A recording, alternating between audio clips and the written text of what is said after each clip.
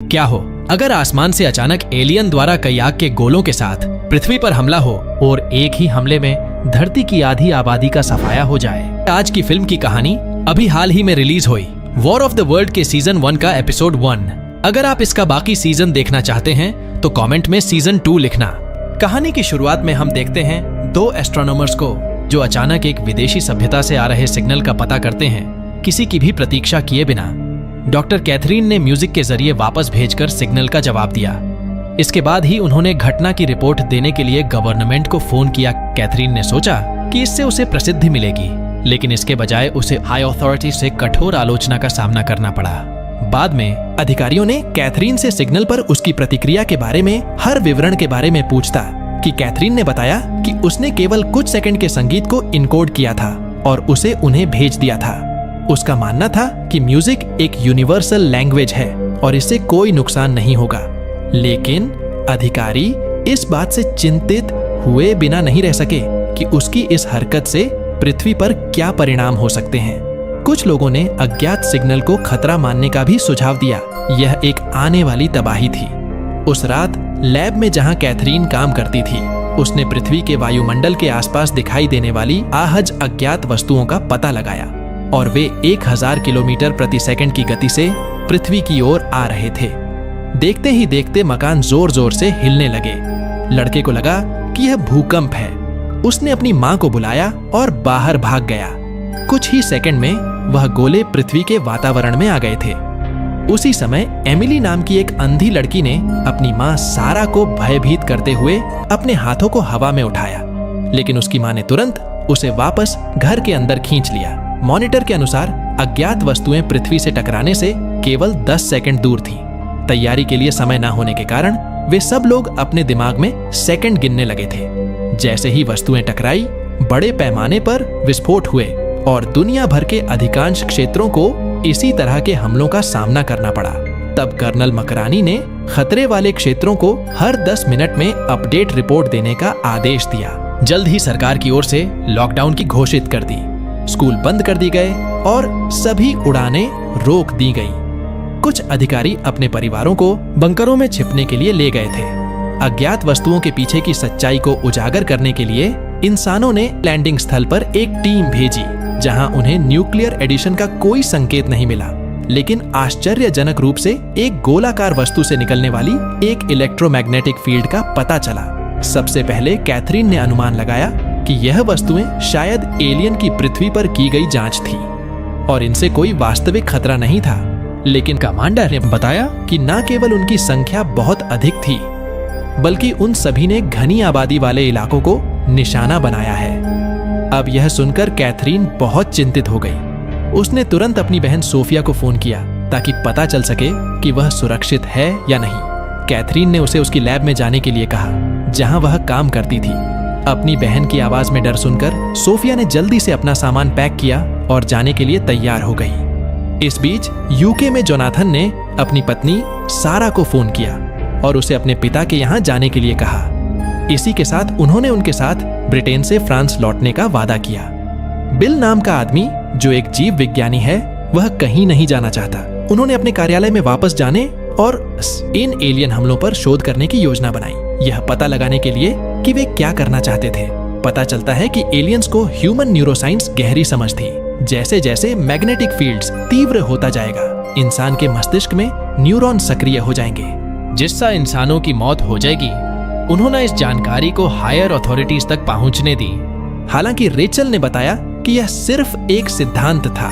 वे सरकारी अलर्ट जारी नहीं कर सकते थे। उन्होंने गुप्त रूप से सरकारी वेबसाइट पर एक इमरजेंसी चेतावनी पोस्ट की, जिसमें लोगों को एलियंस द्वारा हमला शुरू करने से पहले छिपने की चेतावनी दी गई। यह संदेश तेजी से फैल गया और दुनिया भर में वायरल हो गया। जब लोगों ने भागने की कोशिश की, अफरा तफरी मच गई। जोनाथन ने रेलवे स्टेशन तक जाने के लिए एक टैक्सी ली।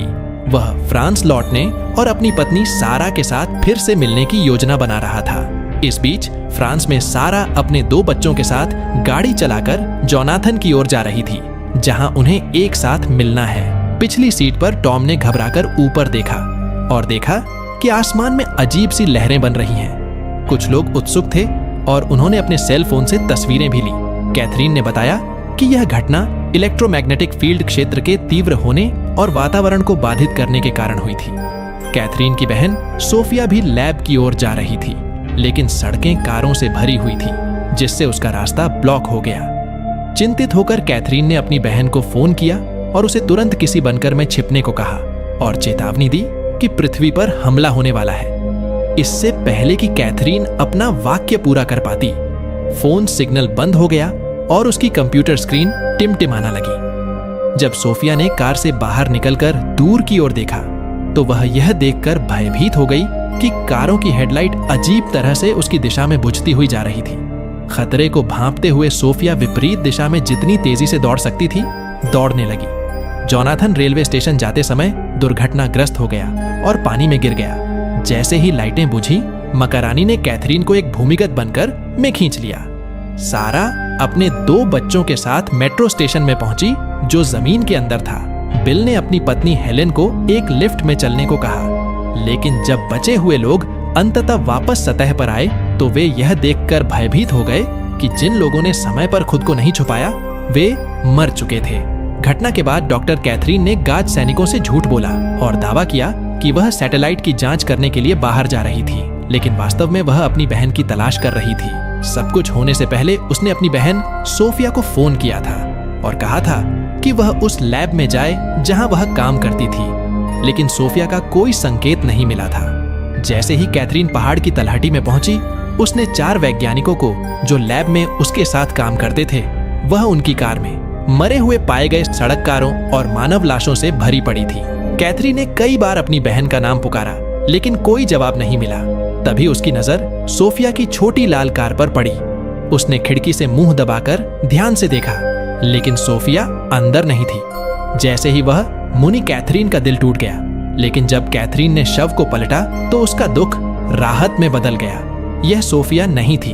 तब आखिरकार कैथरीन ने राहत की सांस ली। वह अपनी खोज फिर से शुरू करते हुए पहाड़ से नीचे उतरती रही। अचानक उसे नीचे खड्डे से मदद के लिए चिल्लाने की आवाज सुनाई दी। कुछ झिझक के बाद कैथरीन ने एक मौका लेने और जांच करने का फैसला किया। जैसे ही वह अंदर गई, उसे एक छोटी बच्ची लावारिस हालत में मिली। उनकी बातचीत के माध्यम से कैथरीन को पता चला कि लड़की अपने माता पिता से अलग हो गई थी और अब उसके माता पिता पहले ही मर चुके होंगे।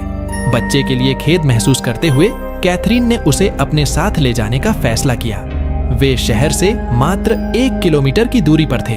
तभी कई सैनिक दौड़ पड़े और कैथरीन और लड़की के मुंह और नाक बंद कर दिए। कैथरीन ने पीछे मुड़कर देखा, यह मकरानी था। यह महसूस करने के बाद कि कैथरीन लैब छोड़ चुकी है, उसकी सुरक्षा के लिए चिंतित मकरानी उसे ट्रैक करने के लिए कुछ सैनिकों को लेकर आया था। मकरानी का इरादा उन्हें सीधे लैब में वापस लाने का था, लेकिन कैथरीन ने अपनी बहन सोफिया को खोजने पर जोर दिया। तब मकरानी भी यह देखने के लिए उत्सुक था कि एलियन हमले के बाद शहर कैसा दिखता है, इसलिए वह उसके साथ जाने के लिए सहमत हो गया। लेकिन जाने से पहले मकरानी ने कैथरीन को उसके आदेशों का पालन करने की चेतावनी दी। दूरबीन के माध्यम से उन्होंने कुछ जीवित बचे लोगों को एक सुपरमार्केट को लूटते हुए देखा और कैथरीन ने अनुमान लगाया कि उसकी बहन उनमें हो सकती है। लेकिन जब समूह सुपरमार्केट में पहुंचा तो वहां एक भी जीवित व्यक्ति नजर नहीं आया। बस जमीन पर बहुत सारा खून पड़ा हुआ था। मकरानी एक सैनिक को खून के निशान का पीछा करने के लिए ले गया, जबकि अन्य वहीं रुके रहे। खून उन्हें एक गोदाम तक ले गया और जैसे ही उन्होंने अंदर कदम रखा, वे यह देखकर भयभीत हो गए कि जिन जीवित बचे लोगों को उन्होंने पहले देखा था, वे सभी मारे गए थे। तभी बाहर बोली बारिश शुरू हो गई और एक सैनिक के सिर में तुरंत गोली लग गई। वे छत की ओर मुने और एक अजीब प्राणी को देख सैनिकों ने गोलियां चलाई। गोलियों की तेज आवाज हवा में गूंज उठी। तब कैथरीन और लड़की समूह से अलग हो जाती हैं और सुपरमार्केट में छिप जाती हैं। जब मकरानी गोदाम से लौटे तो उन्होंने अपने 2 और सैनिकों को गोली लगते देखा। वे कुछ समय से गोलीबारी कर रहे थे। तब उन्हें एहसास हुआ कि वे बस हवा में गोली चला रहे हैं, क्योंकि प्राणी को एक भी गोली नहीं छू रही है। तब मकरानी ने अपने आदमियों को गोला बारूद सुरक्षित रखने का आदेश दिया। लेकिन तभी मकरानी ने देखा कि कैथरीन और लड़की चले गए थे। जैसे ही वे भागे, कैथरीन लड़खड़ा गई और लड़की से अलग हो गई। जब वह पीछे मुनी तो उसे एक शेल्फ के पीछे एक अजीब आकृति छिपी हुई दिखाई दी। सौभाग्य से मकरानी और उसके लोग घुस आए, गोलीबारी की ओर जीव को मार डाला। जब कैथरीन अपने पैरों पर वापस खड़ी हुई तो उसे एहसास हुआ कि लड़की कहीं नहीं मिली। पता चलता है कि लड़की एक रेफ्रिजरेटर के अंदर छुपी हुई थी। जैसे ही उसने ढक्कन बंद किया और अगले ही पल उसकी चीख हवा में गूंज उठी। मोकरा और उनकी टीम ने इलाके की तलाशी ली और एक सैनिक को लड़की फ्रिज के अंदर मिली, लेकिन उसके सिर में गोली लगी थी और वह मर चुकी थी। तब लड़की की दुखद मौत देखकर कैथरीन दुख में चली गई। इस घटना के बाद मकरानी ने फैसला किया कि उन्हें तुरंत लैब में लौटने की जरूरत है। एक सैनिक की गर्दन में गोली लग गई और उसे अपने साथियों की मदद से वापस जाना पड़ा। और यहाँ पर एपिसोड 1 का अंत हो जाता है। इसका अगला एपिसोड चैनल पर जल्दी आने वाला है, इसलिए चैनल को सब्सक्राइब करना मत भूलना।